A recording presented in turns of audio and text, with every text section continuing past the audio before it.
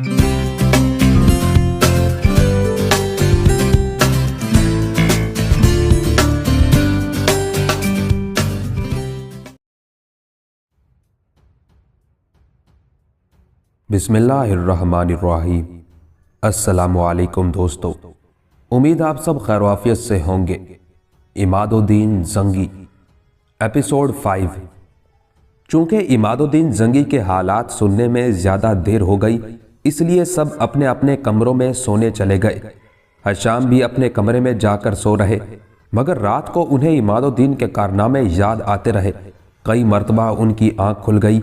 एक मरतबा उन्होंने ख्वाब में देखा कि अलम उनके हाथ में है और एक फौजी दस्ता उनके जिलों में है और वो घोड़ा दौड़ाए एक किले की तरफ भागे चले जा रहे हैं। वो किले के फाटक के पास पहुंचे तो उनकी आंख खुल गई। उस वक्त सुबह हो चुकी थी और फजर की आज़ान हो रही थी। वो उठ बैठे और ज़रूरियात से फरागत पाकर वुज़ू किया और नमाज पढ़ी। उस रोज़ जुमेरात थी। उन्होंने कमाल से जाकर कहा, अब्बा जान, आज जुमेरात है। कमाल, हाँ बेटा, आज दरबार का दिन है, तुम दरबारी कपड़े पहन लो, हम भी पहन ले। नजमा भी वहां आ गई। उन्होंने कहा, हशाम के लिए दरबारी लिबास तैयार करा लिया गया है, मैं अपने बेटे को खुद वो लिबास पहनाऊंगी। वो उन्हें अपने साथ ले गई और उस कमरे में पहुंची जहां खुद उनके लिबास हिफाजत से रखे हुए थे। उसी कमरे में वो हशाम के कपड़े भी रखा करती। कई कनीज़ें भी उनकी मदद को आ गई। कनीज़ें लिबास निकालने और नजमा पहनाने लगी। थोड़ी देर में उन्होंने उन्हें पूरा लिबास पहना दिया और तमाम हथियार भी उनके जिस्म पर सजा दिए। एक तो वो खूबरू थे ही, दूसरा दरबारी लिबास ने उन्हें और भी शानदार बना दिया। नजमा ने उनकी पेशानी चूम कर कहा, खुदा नजरे बद से बचाए। कमाल भी वहीं आ गए।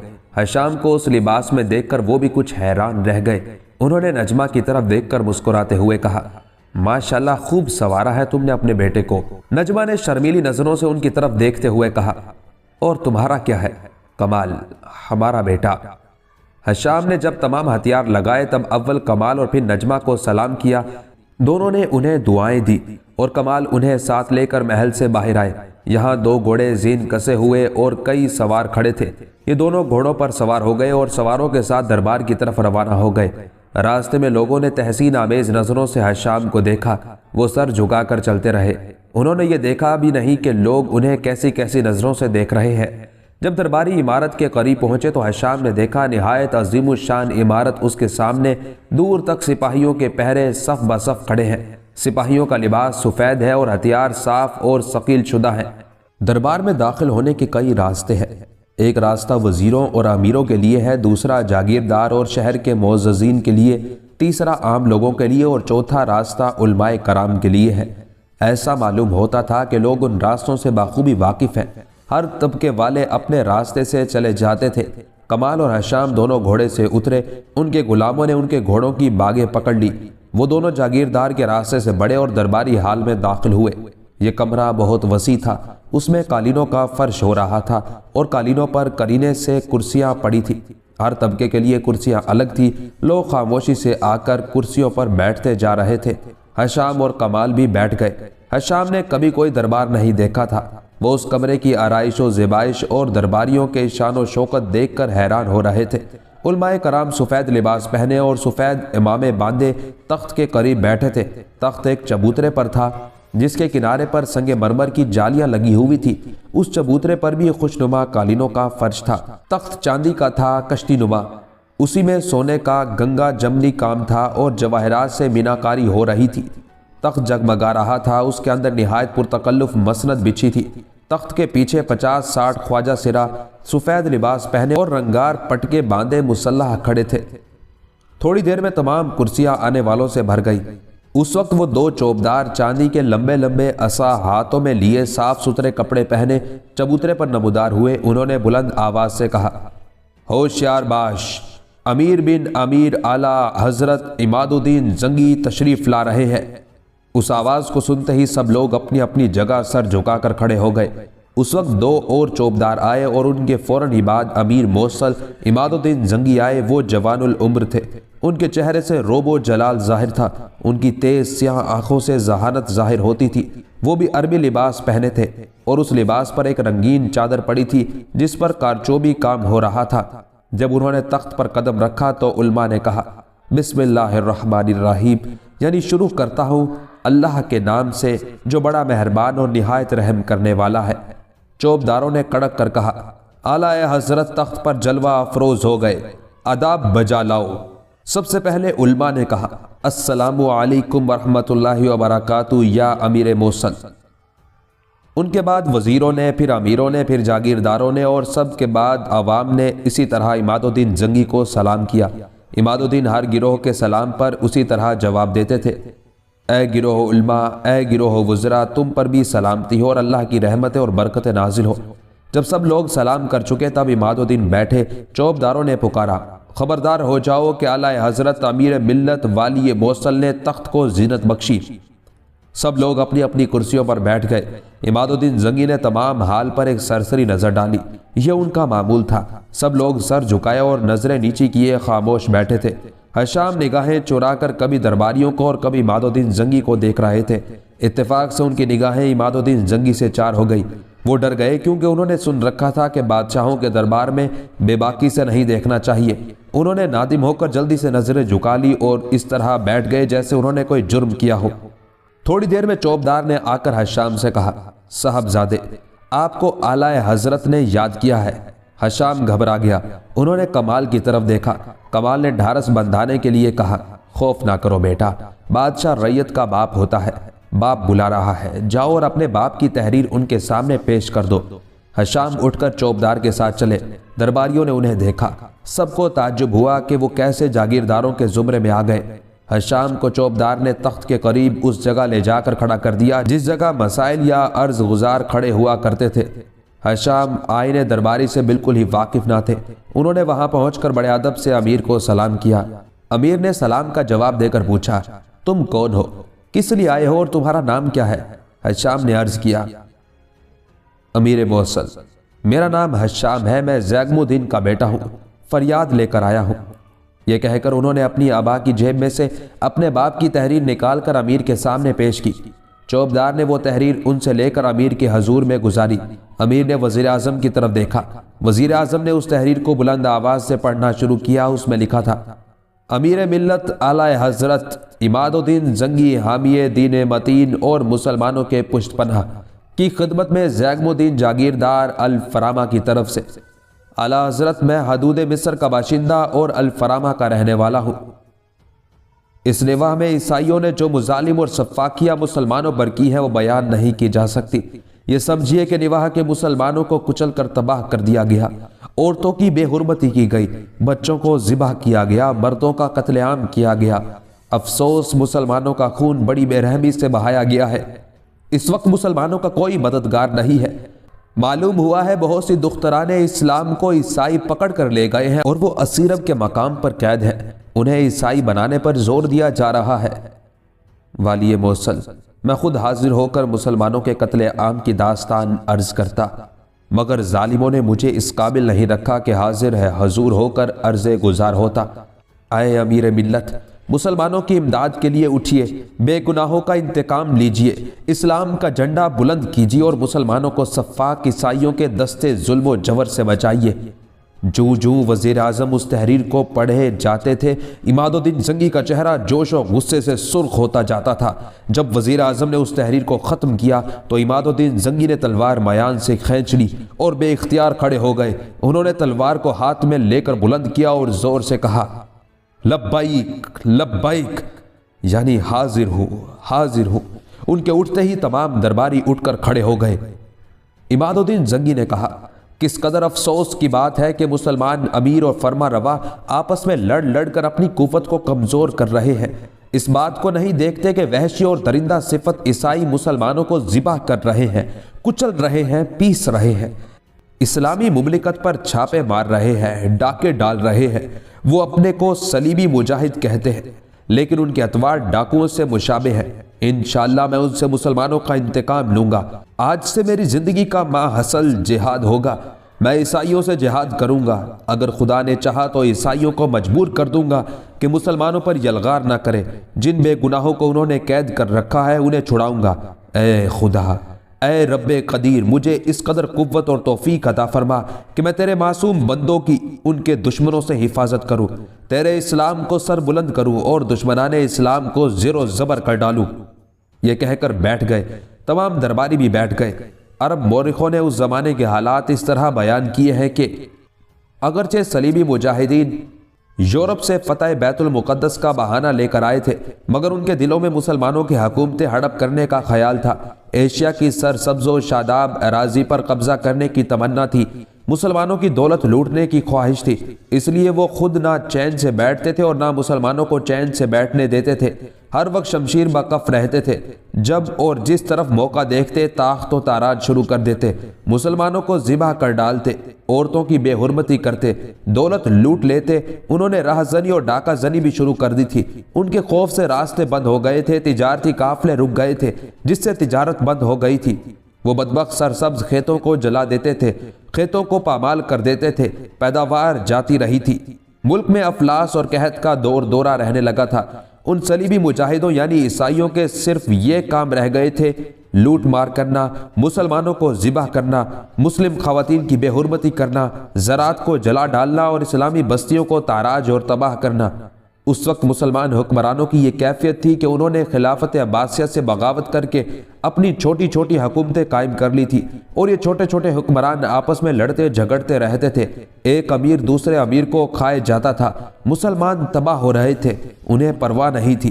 اسلامی ممالک پر عیسائی قابض ہوتے چلے جا رہے تھے، انہیں احساس نہیں تھا۔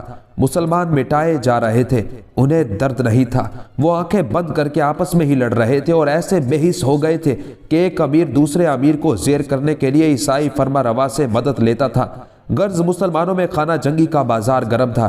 اگر خدا اس وقت عماد الدین جنگی کو کھڑا نہ کر دیتا تو ممالک شام، عراق، فلسطین، مصر اور طرابلس سب پر عیسائیوں کا قبضہ ہو جاتا اور ان ممالک کے مسلمان تباہ اور برباد ہو کر رہ جاتے۔ عماد الدین نے تخت پر بیٹھ کر حشام سے پوچھا، تمہارے باپ کہاں ہے؟ حشام نے عرض کیا، اعلی حضرت وہ غائب ہو گئے۔ میری داستان بڑی دردناک ہے، حکم ہو تو عرض کروں؟ عماد الدین، ہم سنیں گے، کہو۔ حشام نے اپنی داستان شروع کی۔ انہوں نے وہ تمام حالات بیان کیے جو اپنے باپ سے سنے تھے، یعنی الفرامہ کی تاراجی، اپنی والدہ خالدہ اور بہن سلطانہ کی گمشدگی، اپنے باپ کے کئی مرتبہ زخمی ہونے کے تمام واقعات بیان کیے۔ عماد الدین جنگی کے آنسو نکل آئے۔ انہوں نے کہا، افسوس ہماری زندگی میں مسلمانوں پر اتنے مظالم ہو گئے، قیامت کے روز ہم خدا کو کیا منہ دکھائیں گے؟ حشام تم بڑے مظلوم ہو، ہم دشمنان اسلام سے انشاءاللہ انتقام لیں گے۔ تم ہمارے دربار تک کس طرح پہنچے؟ حشام نے اب اپنی مصیبت بھری داستان از اول تا آخر سنائی، یعنی کس طرح انہوں نے سرد راتیں گزاری، کس طرح سفر کیا اور کیسے کمال انہیں اپنے ساتھ لائے۔ ان کی دردناک کہانی سن کر نہ صرف عماد الدین ہی رو پڑے بلکہ وزیر اعظم اور دوسرے لوگ بھی چشمے پرنم ہو گئے۔ عماد الدین نے کہا، خدا ہی نے تمہیں میرے دربار میں بھیجا ہے، ہم کمال کے شکر گزار ہیں کہ وہ تمہیں اپنے ساتھ لائے اور تمہیں ہمارے پاس پہنچا دیا۔ اچھا تم اپنی جگہ پر واپس جاؤ۔ حشام نے جھجکتے ہوئے کہا، میری ایک درخواست ہے امیر موصل۔ عماد الدین، کہو، ہم انشاءاللہ پوری کریں گے۔ حشام، پہلے یہ فرمائیے کہ امیر کا ارادہ اسرب پر لشکر کشی کرنے کا ہے؟ اسلامی جمہوریت لے کر آیا تھا، لوگ خلیفہ وقت تک کو ٹوک دیتے تھے، لیکن جب سے شخصی حکومتیں قائم ہوئی تو جمہوریت باقی نہ رہی، بادشاہوں کی حضور میں گفتگو کرنے کے طریقے اور ہو گئے۔ حشام نے جس طرح گفتگو شروع کی، یعنی عماد الدین سے لشکر کشی کے متعلق سوال کیا، یہ گستاخی میں داخل تھا، مگر حشام کم سن تھے، انہیں کسی بادشاہ کے دربار میں تو کیا کسی امیر کی محفل میں بھی جانے کا اتفاق نہیں ہوا تھا۔ انہیں یہ بات معلوم نہیں تھی کہ بادشاہ کے حضور میں گفتگو کرنے کا کیا طریقہ ہے۔ درباریوں کو خوف ہوا کہ کہیں عماد الدین حشام سے کچھ ناخوش نہ ہو جائے، لیکن انہوں نے کمسن اور مظلوم سائل کی اس بے باکانہ گفتگو کا مطلق بھی خیال نہ کیا، بلکہ مسکرا کر کہا، ہاں اگر خدا نے مدد کی تو ہمارا ارادہ اسرب پر لشکر کشی کرنے کا ہے۔ حشام، تو میری یہ درخواست ہے کہ مجھے بھی شریک لشکر ہونے کی اجازت دی جائے۔ عماد الدین، مگر تم بہت ہی کمسن ہو۔ حشام، میں کمسن ضرور ہوں اعلی حضرت، مگر میرے دل میں بڑے آدمیوں سے زیادہ جوش ہے۔ عماد الدین، اس بات کو ہم مانتے ہیں، مگر تمہاری عمر جنگ میں شریک ہونے کی نہیں ہے۔ حشام، لیکن عالم پناہ نے میری ہی عمر میں جہاد کیا تھا اور تبریہ کے مشہور قلعے کے پھاٹک پر نیزہ جا گاڑا تھا۔ عماد الدین ہنس پڑے۔ انہوں نے کہا، حشام، اچھی دلیل پیش کی تم نے۔ ہم تمہارے جوش، تمہاری جرت اور تمہاری ہمت کی داد دیتے ہیں۔ اچھا، تمہیں اجازت ہے کمسن مجاہد، تم ہمارے خاص رسالے میں درجہ سوئم کے افسر مقرر کیے جاتے ہو۔ 250 سوار تمہاری ماتحتی میں رہیں گے۔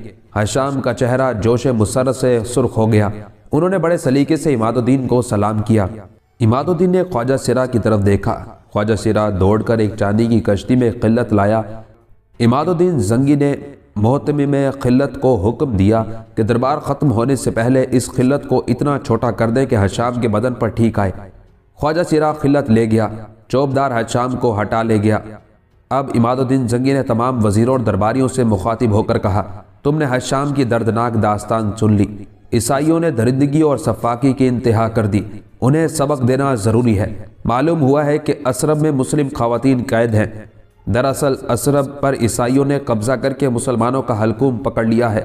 ان کے ہاتھوں سے اپنا حلق چھڑانا ضروری ہے۔ یہ بھی حقیقت ہے کہ عیسائیوں نے اسرب میں بے شمار فوجیں جمع کر لی ہے، اسے بہت زیادہ محفوظ اور مضبوط کر لیا ہے، لیکن ہمیں ان کی جمعیت اور استحکام کا خیال نہیں کرنا چاہیے۔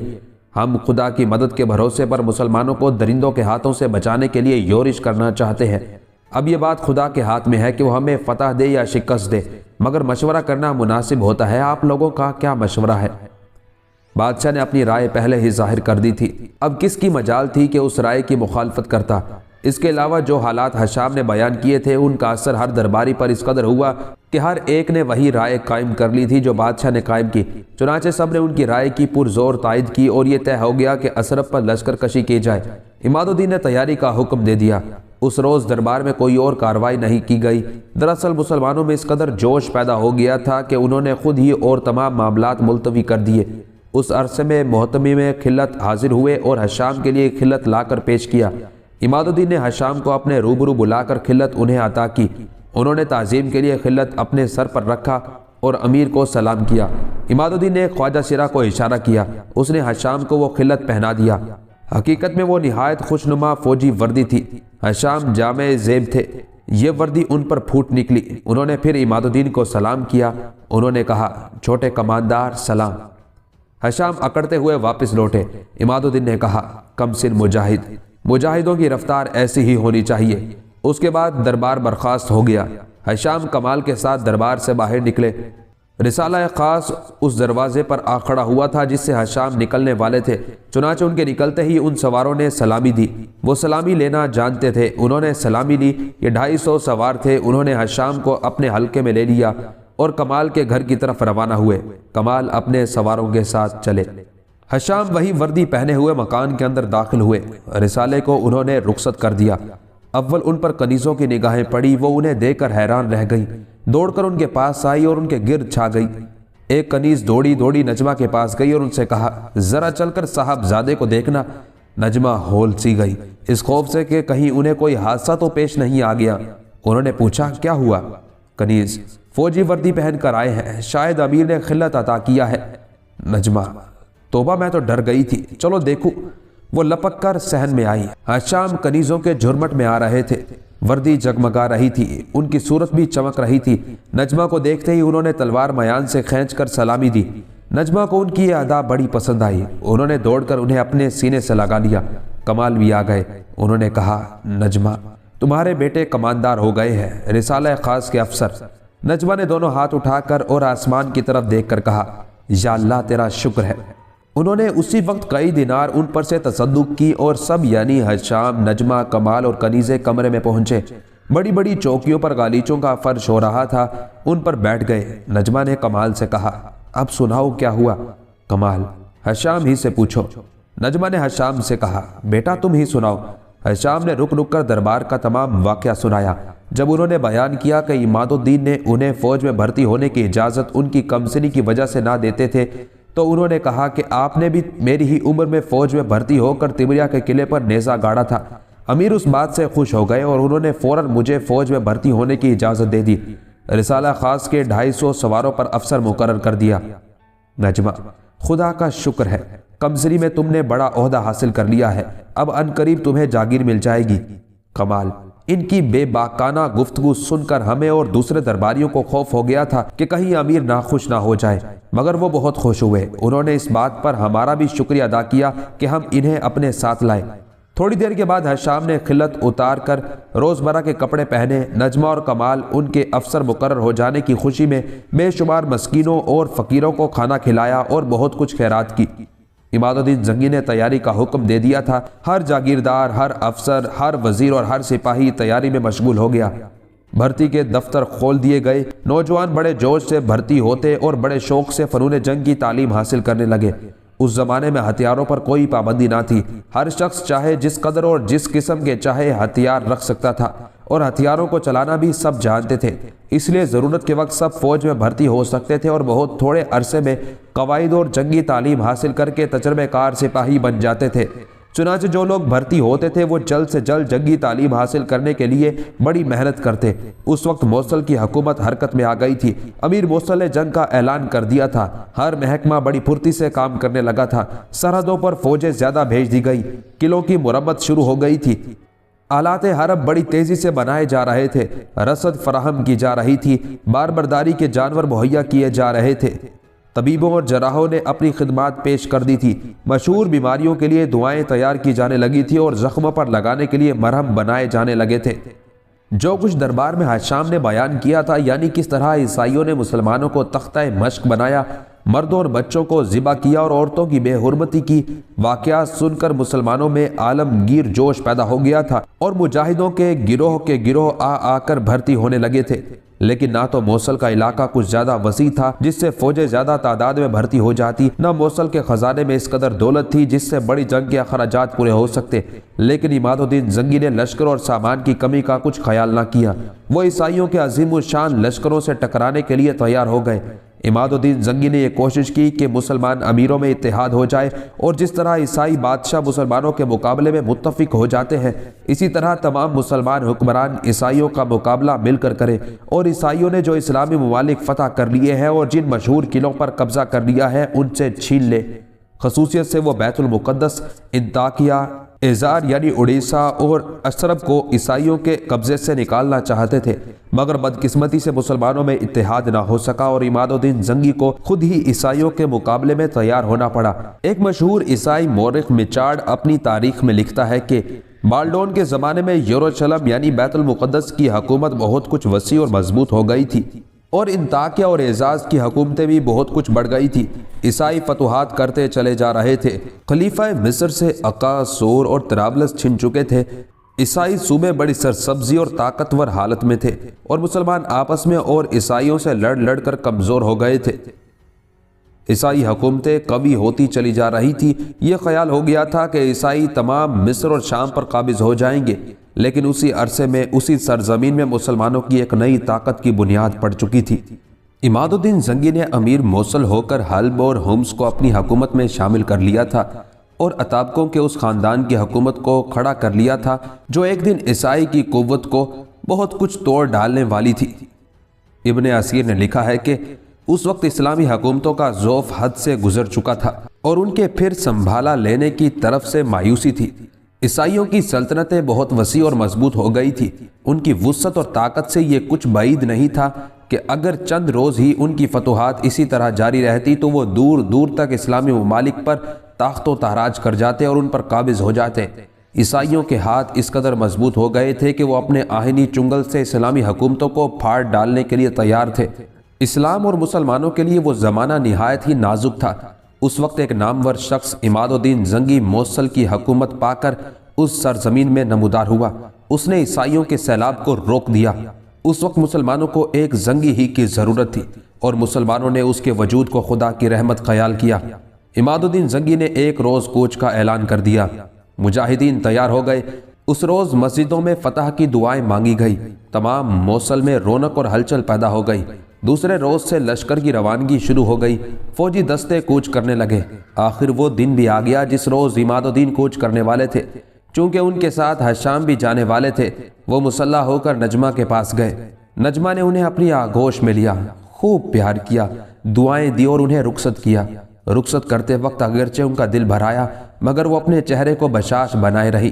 ہشام محل سے نکل کر گھوڑے پر سوار ہوئے، چھاونی پہنچے، وہاں سے رسالے کے ساتھ موصل سے باہر آئے۔ کمال کا رسالہ بھی امیر کے ساتھ ہی جانے والا تھا، وہ بھی وہیں آ گئے تھے۔ تھوڑی ہی دیر میں عماد الدین زنگی بھی آ گئے۔ موصل کے تمام مرد انہیں رخصت کرنے کے لیے باہر نکل آئے تھے۔ جب لشکر نے کوچ کیا اور اسلامی علم لہراتے ہوئے بڑھے تو لوگوں کے دلوں پر بڑا اثر ہوا۔ انہوں نے نعرے لگائے، اسلام زندہ باد، مجاہدین اسلام زندہ باد، عماد الدین زنگی زندہ باد، حامی اسلام زندہ باد۔ ان نعروں سے فلک گونج اٹھا۔ عماد الدین زنگی نے موصل سے روانہ ہو کر پہلی منزل پر ایک میدان میں قیام کیا۔ انہوں نے بیت المقدس کے عیسائی بادشاہ بالڈون ثانی کے پاس قاصد کو یہ پیغام دے کر بھیجا کہ قلعہ اسرب میں جو مسلمان مرد، بچے اور عورتیں قید ہیں انہیں فوراً رہا کر کے ہمارے پاس بھیج دیجئے، اور چونکہ اسرب مسلمانوں کا ہے اس لیے بلا تاخیر اسے ہمارے حوالے کر دیجئے۔ یقین ہے کہ آپ جنگ پر صلح کو ترجیح دیں گے۔ آپ یہ خیال نہ کریں کہ میرے ساتھ لشکر کم ہے اور آپ زیادہ لشکر میدان جنگ میں لا سکتے ہیں۔ خدا کی قسم میرے ساتھ وہ لوگ ہیں جو موت کو اسی طرح عزیز رکھتے ہیں جس طرح آپ اور آپ کی قوم زندگی کو عزیز رکھتے ہیں۔ میرے ساتھ وہ مجاہدین ہیں جنہیں شہادت کی تمنا ہے۔ عاقلوں کو اشارہ کافی ہوتا ہے۔ قاصد بڑے دلیر اور مرد مجاہد تھے۔ وہ 2 منزلہ اور 3 منزلہ کر کے بیت المقدس میں پہنچے۔ اسرب کا قلعہ بیت المقدس کے عیسائی بادشاہ بالڈون ثانی کے قبضے میں تھا۔ قاصد کے بیت المقدس پہنچنے کی شہرت ہو گئی۔ عیسائیوں میں مشہور ہو گیا کہ ایک مسلمان فرما روا کا قاصد آیا ہے۔ یہ کسی کو معلوم نہیں ہو سکا کہ قاصد کے آنے کی غرض و غایت کیا ہے، کس لیے آیا ہے۔ قاصد دلیرانہ وزیر اعظم سے ملے۔ وزیر اعظم نے چاہا کہ جو پیغام وہ لائے ہیں اس سے کہہ دیں وہ بادشاہ تک پہنچا دیں گے۔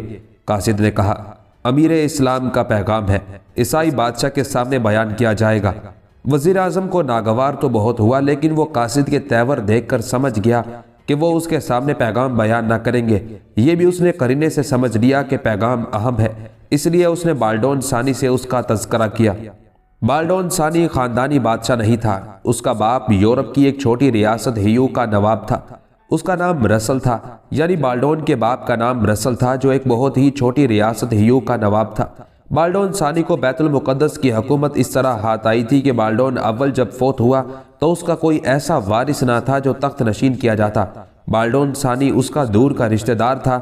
بعض عیسائی مورخ لکھتے ہیں کہ بالڈون ثانی بالڈون اول کا چچیرا بھائی تھا، لیکن وہی مورخ یہ بھی لکھتے ہیں کہ بالڈون ثانی کا باپ ریاست ہیو کا نواب تھا اور اس کا نام رسل تھا۔ سمجھ میں نہیں آتا کہ پھر وہ بالڈون اول کا چچیرا بھائی کیسے ہو گیا، لیکن عیسائی مورخوں کا یہ کمال ہے کہ وہ سچ کو جھوٹ اور جھوٹ کو سچ ثابت کر دیتے ہیں۔ بالڈون ثانی نہایت تلون مزاج، بد عہد اور مکار تھا، بزدل اور کم حوصلہ بھی تھا۔ وہ مسلمانوں کے ہاتھ میں قید ہو گیا تھا۔ ہوا یہ کہ بالڈون ثانی نے بیت المقدس میں تخت نشین ہو کر اپنے ملک کو وسعت دینی شروع کر دی تھی۔ اس نے حلب کے علاقے پر طاقت کی۔ یہ واقعہ 1123 کا ہے۔ امیر حلب کو اس کی یہ جسارت سخت ناگوار گزری۔ انہوں نے بالڈون ثانی کو تنبیہ کی کہ وہ ان کے علاقے پر چھاپے نہ مارے، لیکن اس کے دماغ میں ملک گیری ہوس بھری ہوئی تھی۔ اس کے علاوہ اسے اپنی بڑھی ہوئی قوت پر بھی ناز تھا، اس لیے اس نے امیر حلب کی تنبیہ کی کوئی پرواہ نہیں کی اور برابر ڈاکے زنی اور لوٹ مار میں مشغول رہا۔ یہ کیفیت دیکھ کر امیر حلب کو غصہ آ گیا۔ کچھ لشکر لے کر روانہ ہوئے۔ 400 سوار ان کے ہمراہ تھے۔ انہوں نے اڑیسہ کا محاصرہ کر لیا۔ بالڈون ثانی نے اس کے بچانے کے لیے ایک مشہور سپہ سالار جوسلن کو 4000 فوج کے ساتھ روانہ کیا۔ امیر حلب کو اس کے آنے کی اطلاع ہو گئی۔ وہ اڑیسہ سے پیچھے ہٹائے، دونوں لشکروں کا مقابلہ ہو گیا۔ چونکہ مسلمان بہت ہی کم تھے اس لیے عیسائیوں کے حوصلے اور بڑھ گئے اور انہوں نے مسلمانوں پر حملہ کر دیا۔ مسلمان بالکل نہیں گھبرائے، وہ اپنے سے 10 گنا بڑے دشمنوں کے مقابلے میں ڈٹ گئے۔ لڑائی شروع ہو گئی، نہایت گھمسان کا رن پڑا۔ اس روز گھٹائیں امڈی چلی آ رہی تھی، ہوا کے جھونکے چل رہے تھے، دونوں فریق بڑی دلیری سے لڑ رہے تھے۔ عیسائی اس خیال سے کہ تھوڑے سے مسلمان ہیں جلدی سے کاٹ چھانٹ ڈالیں، بڑے جوش سے حملے کر رہے تھے۔ مسلمان یہ سمجھ کر کہ جہاد سے بڑھ کر کوئی عبادت نہیں ہے اور جہاد میں شہید ہونے والوں کے لیے جنت کا وعدہ ہے، نہایت استقلال اور بڑی دلیری سے لڑ رہے تھے۔ تلواریں زور و شور سے چل رہی تھی، سر اولوں کی طرح برس رہے تھے، خون کے فوارے ابل رہے تھے۔ اتفاق سے اس وقت بارش ہونے لگی، پانی خون کے ساتھ مل کر بہنے لگا، تمام میدان میں خون ہی خون ہو گیا۔ مسلمانوں نے عیسائیوں کو گھاس پھوس کی طرح کاٹ ڈالا، بے شمار عیسائی مارے گئے، جو بچے وہ بھاگنے لگے۔ مسلمانوں نے بھاگنے والوں کو قتل اور گرفتار کرنا شروع کر دیا۔ جوسلن بھی گرفتار ہو گیا۔ जब बाल्डोन सानी को ये इतला मिली तो वो ज़बरदस्त फौज लेकर अमीर हल्ब के मुकाबले के लिए रवाना हुआ। अमीर हल्ब को उसके आने की इतला हो गई, वो खुद उसकी तरफ बढ़े। 18 अप्रैल 1123 को करकर के मकाम पर दोनों लश्करों का मुकाबला हो गया। बाल्डोन ने उस रोज हमला नहीं किया और रात को शब खून मारने के लिए बढ़ा। इत्तेफाक से अमीर हल्ब को इतला हो गई, वो होशियार हो गए और उन्होंने अपना लश्कर कमीनगाह में छुपा दिया। बाल्डोन सानी ने इस्लामी कैंप पर हमला किया। मुसलमानों ने कमीनगाह से निकलकर इस जोर से हमला किया कि बेशुमार ईसाइयों को खीरे कुकड़ी की तरह काट डाला। ईसाई घबराकर भाग खड़े हुए। बाल्डोन सानी भी गिरफ्तार हो गया। 1124 में अमीर हल्ब ने वफात पाई और उनकी जगह हसनुद्दीन इब्ने अल-गाजी अमीर हल्ब मुकर्रर हुए। बाल्डोन सानी ने उनसे रहम की दरख्वास्त की। हसनुद्दीन ने असरफ को वागुजार करना और कुछ इलाका और 24,000 दिनार की अदायगी के वादे पर यह इकरार कराने के बाद कि वो आइंदा मुसलमानों पर ताख्त ना करेगा, उसे रिहा कर दिया। उसने बैतुल मुक़द्दस में जाते ही तमाम अहदो किरार तोड़ डाले और उल्टा ये किया कि हल पर लश्कर कशी की, मगर उसे वहां भी शिकस्त हुई। गर्ज वो कुछ अच्छा आदमी ना था। मुसलमानों से उसे कल्बी इदावत थी। जब वज़ीर आज़म ने उसे इस्लामी कासिद के आने का जिक्र किया तो उसने बड़ी शान से दरबार आरास्ता किया। अपनी बेहतरीन फौज दरबार के बाहर सफ दर सफ खड़ी कर दी और कासिद को तलब किया। उस कार्रवाई से उसका मंशा ये था कि इस्लामी कासिद को अपनी शान व शौकत और ज़ोर क़ुव्वत दिखाकर मरूब कर दे। कासिद आए, उन्होंने सरसरी नज़रों से फौज को देखा और दरबार में दाखिल होकर उचटती हुई निगाह दरबार पर डाली। उनके तेवर कह रहे थे कि उनके दिल पर ना फौज का कोई असर हुआ है, ना दरबार की शान व शौकत का। वो बादशाह के सामने पहुंचे और बुलंद आवाज से कहा, ऐ बादशाह, जो हमारे भाइयों में कैद रह चुका है, हमारे अमीर मौसल ने पैगाम भेजा है कि असरब में जिस कदर मुसलमान कैद है उन्हें रिहा कर दो और असरब हमारे हवाले कर दो। अगर अक्लमंद हो तो इस पैगाम पर अमल करो, वरना हमारे अमीर ऐसे लोगों को लेकर आए हैं जो मौत को अजीज रखते हैं, जिहाद को सबसे बड़ी इबादत समझते हैं और शहादत उनकी ऐन तमन्ना है। बाल्डोन सानी को यह पैगाम सुनकर बहुत गुस्सा आया। उसने कड़क कर कहा, ऐ गुस्ताख शख्स, अगर तू कासिद ना होता तो मैं तुझे कत्ल करा देता। कासिद ने कहा, तुम मुझे कत्ल करा के दुनिया के किसी गोशे में पनाह नहीं पा सकते। कोई किला तुम्हारी हिफाजत नहीं कर सकता, कोई फौज तुम्हें मुसलमानों के हाथों से नहीं बचा सकती। क्या तुम भूल गए उस बात को कि हरकल आजम के गवर्नर शरहईल ने इस्लामी कासिद को कत्ल कर दिया था? उसके नतीजे में हरकल आजम की हुकूमत खत्म हो गई थी। वो ज़लीलो ख्वार होकर इंताकिया से भागा था। बाल्डोन सानी, क्या तुझे अपनी जान अजीज नहीं है? कासिद, मुसलमानों को शहादत अजीज होती है। बाल्डोन, क्या तूने वो लश्कर नहीं देखा जो दरबार के बाहर मुसल्ला खड़ा है? कासिद, देखा है, मगर मैं ये भी जानता हूं कि उनमें से एक सिपाही भी बहादुर नहीं है। जिस वक्त इस्लामी मुजाहिदों को देखेंगे तो गीदड़ की तरह भाग जाएंगे। बाल्डोन, तूने बहुत सख्त बात कही। बहुत जल्द तुझे और तमाम मुसलमानों को यह मालूम हो जाएगा कि गीदड़ हम हैं या तुम हो। जाओ अमीर मौसल से कह दो कि शेरों के मुंह में ना आए, वरना मौसल को तबाह बर्बाद कर दिया जाएगा। और वो कैदी जो असरब में है, हमारे रहमो करम की वजह से अभी तक बचे हुए थे, अब वो सब कत्ल करवा दिए जाएंगे। कासिद, कौन कह सकता है कि उनके कत्ल होने से पहले तुम्हारे कत्ल का नंबर ना आ जाएगा? सुनो, अगर तुमने किसी एक मुसलमान कैदी को भी कत्ल किया तो एक कैदी के बदले में 1,000 ईसाइयों को कत्ल किया जाएगा। इमादुद्दीन जंगी की तलवार बेपनाह है। बाल्डोन, मैं तेरे पीछे ही लश्कर लेकर आ रहा हूं, तुझे इम्तिहान हो जाएगा कि किसकी तलवार बेपनाह है। कासिद, लेकिन अच्छा होता कि तुम अमीर मौसल का पैगाम मंजूर कर लेते। बाल्डोन सानी, जवाब दिया जा चुका। कासिद, तुमसे इसी जवाब की उम्मीद थी। अमीर मौसल ने इत्तमाम हुज्जत कर ली। अब देखना परवरदिगार गैब से क्या जाहिर होता है। कासिद दरबार से निकल आए और घोड़े पर सवार होकर मौसल की तरफ रवाना हुए। कासिद के चले जाने के बाद बहुत देर तक बाल्डोन सानी बुड़बुड़ाता रहा। उसे कासिद पर बड़ा गुस्सा था। कासिद ने खरी खरी बातें सरे दरबार कही थी, जरा नहीं मरूब हुआ था, ना दबा था। उसने वजीर आजम से कहा, कासिद बड़ा गुस्ताख था। वजीर आजम ने कहा, मुसलमान सारे ही गुस्ताख होते हैं, गैर मुहज्जिब, वहशी और जाहिल, मौका और महल को नहीं समझते, ये बातें नहीं जानते कि किससे गुफ्तगू कर रहे हैं, किस तरीके से गुफ्तगू करनी चाहिए। बाल्डोन सानी, अगर कासिद को कत्ल कर दिया जाए, वजीर आजम, कुछ नामुनासिब नहीं है। उसने बहुत सख्त और नाकाबिले बर्दाश्त बातें कही हैं, वो जरूर काबिले गर्दन जदनी है। बाल्डोन, मगर जब वो यहां था तुमने उस वक्त ये मशवरा क्यों नहीं दिया था? वजीर आजम, बादशाह ने मुझसे मशवरा ही नहीं लिया। बाल्डोन, लेकिन खैर उसे जाने दो, वो अपने आका को हमारा पैगाम पहुंचा देगा, हम उसे भी सजा देंगे और उसके आका को भी। मालूम नहीं ये इमादुद्दीन जंगी कौन शख्स है? वजीर आजम, मालूम हुआ है किसी गुलाम का बेटा है, उसके बाप का नाम अक्सनकर था, वो सुल्जोक बादशाह मलिक शाह का गुलाम था।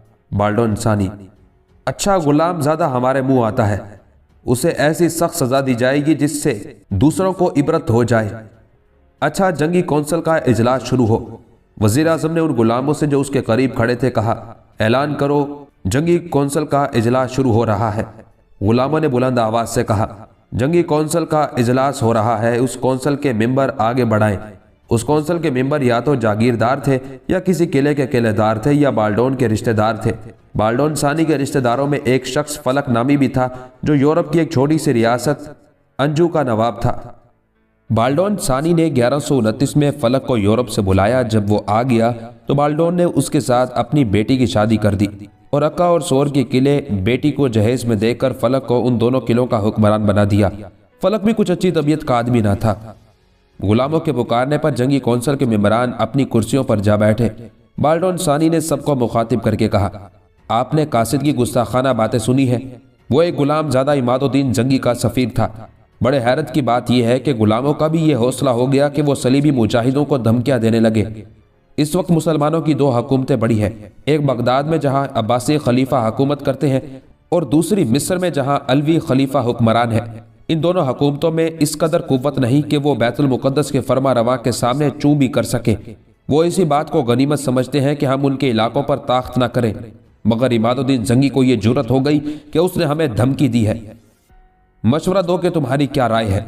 कबल इसके कि कोई और शख्स कुछ कहता, पादरियों की जमात को हरकत हुई। पादरियों की पलटन लंबे लंबे टखनों तक जुब्बे पहने, ऊंची ऊंची टोपियां ओढ़े, तस्मादार जूते पांव में डाले, कमर में रेशम की लंबी डोरियां सी बांधे, सुर्ख सलीबे सीनों पर लटकाए बैठे थे। उन सब की दाढ़ियां लंबी थी, कमर पर डोरियों में लंबी लंबी तस्बीहें भी उड़सी हुई थी। एक बूढ़े पादरी ने खड़े होकर कहना शुरू किया। सब लोग निगाहें लंबी करके उसकी तरफ देखने लगे। उसने कहा, ईसाई मुजाहिदों, मुकद्दस यरूशलेम पर मुसलमानों ने कब्जा कर लिया था।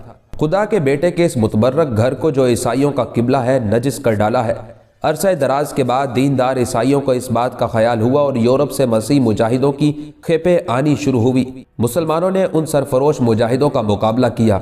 बड़ी बड़ी खून रेजियां हुई, लाखों मसीह शहीद हुए। आखिर खुदा ने अपने बेटे की जाए विलादत और ईसाइयों का किबला मुसलमानों से छीनकर दीनदारों को दिलाया। बेदीन मुसलमान फिर इस मुकद्दस सरजमीन पर अपना कब्जा करना चाहते थे। एक वो लोग थे जिन्होंने इस पाक मकाम को बेदीनों से छीनकर पाक किया। एक तुम लोग हो कि इसकी हिफाजत तुम्हारे जिम्मे है। तुम्हारा फर्ज है कि जो लोग इस मुकद्दस इलाके की तरफ देखें उनकी आंखें निकाल डालो। इस जदोजहद में जो लोग शहीद होंगे उन्हें खुदा का बेटा अपने बाप की जन्नत में ले जाएगा। पादरी बैठ गया। उसकी तकरीर को लोगों ने बहुत पसंद किया।